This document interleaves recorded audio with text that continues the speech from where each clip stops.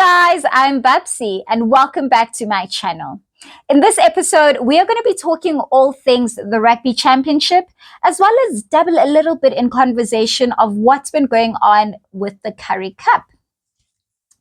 The Rugby Championship, the tournament where the Southern Hemisphere teams come together to see who will reign supreme.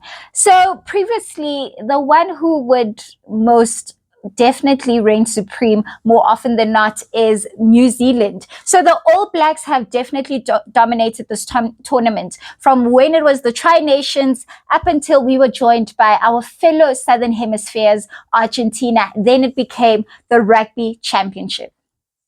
This year is a whole lot different. There's so many things in the mix. So within the past 2 weeks, we not only saw New Zealand get beaten on home turf by Argentina, Nochal, but we also saw the Springboks claiming back-to-back wins against the Wallabies. So that's not surprising, guys. I mean, when you look back to the World Cup, this is a team that couldn't even make the playoffs. So I don't know what's happening there in Australia. Are they rebuilding? Is it a matter of, taking the steps of reclaiming their glory?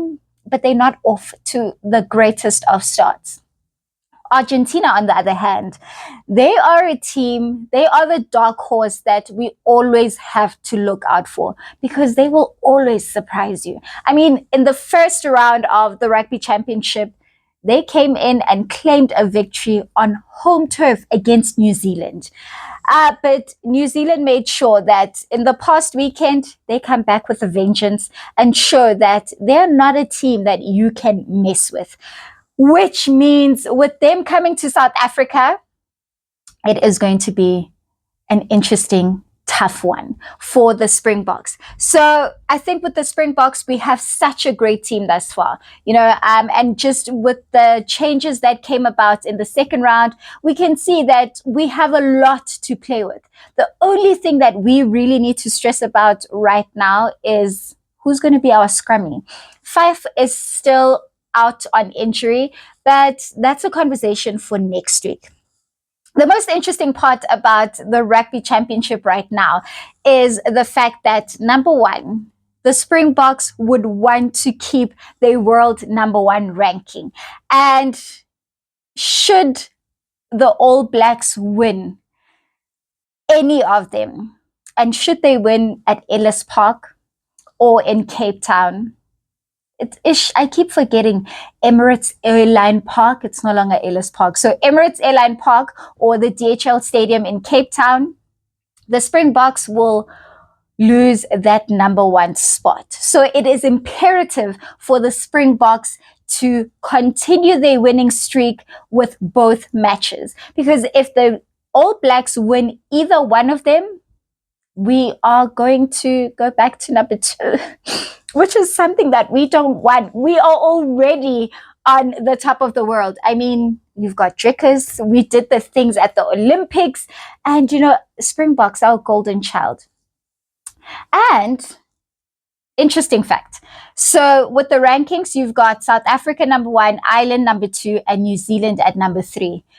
But if New Zealand were to beat South Africa, both matches by 15 points or more, we will see them going on to the top spot. But chances of that happening are very close to none. I mean, this is not 2017 anymore where the All Blacks beat us 57-0. Gone are those days. So that's definitely not going to happen. If we were to lose, it would be by a very small margin. But are we going to lose? I don't think so. We are the Springboks, guys. The number one in the world champions in the world and back-to-back world champions. So please respect us. Home turf. I will be at Ellis Park, Emirates Airline Park. So excited. Ooh. But yeah, we'll talk about the build-up about that next week.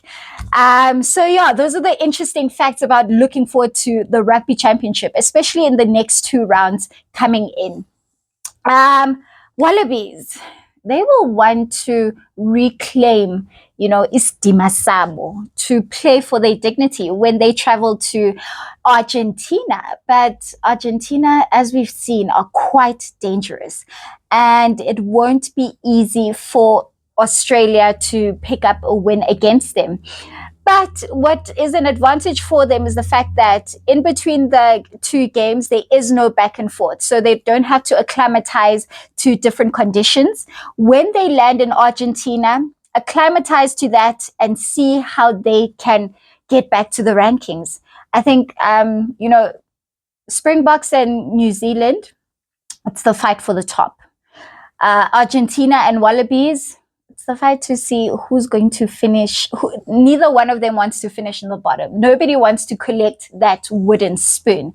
But it remains to be seen. So glad to see the Southern Hemisphere teams fighting against each other or battling against each other, playing against each other. Take it what you will or say the way that you want to say it. It reminds me of the days of Super Rugby. I won't lie, I low-key miss Super Rugby, but you can see the common denominator with these tournaments. When we were in Super Rugby, the Southern Hemisphere was untouchable. All of a sudden, South Africa goes to the Northern Hemisphere, and all of a sudden, these Northern Hemisphere teams are a force to be reckoned with. South Africa is there to make people better and shine. So shine.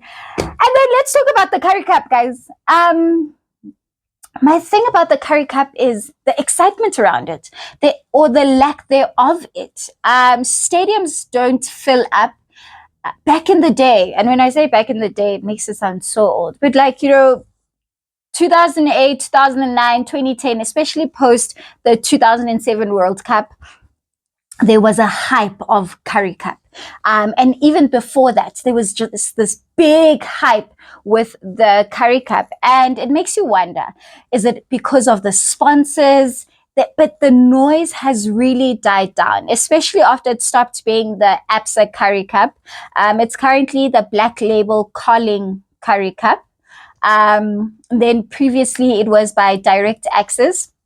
It makes me wonder, is it up to the tournament sponsors? Is it up to SARU? Or is it up to the individual teams to create that hype? One team that I think is really doing well in creating a hype and, creating a culture around the team. Win or lose, the supporters are always there to back them. The Sharks. I mean, I became one. They have legit turned me into a Sharks fan. They have such a beautiful culture. But can they win? Even with the Currie Cup, they are currently sitting fourth, and hopefully they can make their way into the semi-finals and hopefully get themselves a final. But one thing that they have done right, especially with having Hollywood bets. Hollywood, when you land at King Shaka and you drive out and go into KZN, Durban is blue. Durban is purple, not blue. Durban is purple. You can feel it legit. As you land, you can already feel that you're at the land of the Sharks.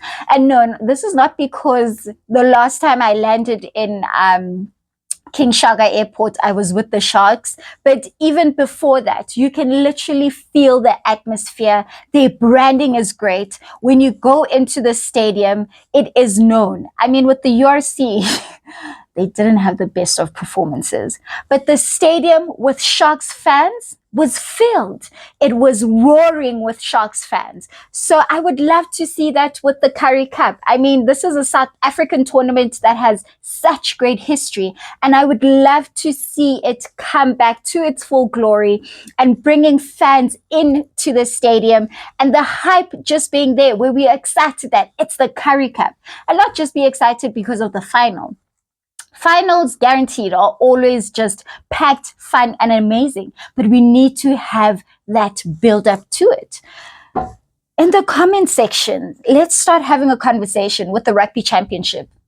Do you think New Zealand has a chance to gain points in the rankings and somehow get into the first spot? What do you think? Or do you think South Africa, the Springboks, are going to continue their winning run? You know where I already stand with that. Springboks all the way. We are going for a clean sheet here. Currie Cup, what do you think is missing for us to get back that hype? And let's leave the fact that most of our favorite players are currently serving national duty. How do we actually also invest in these upcoming players who are in the Currie Cup? Let me know what your thoughts are. Don't forget to press that subscribe button and that notification bell to make sure that you are updated whenever a new video drops. Thank you so much for joining me. Until next time.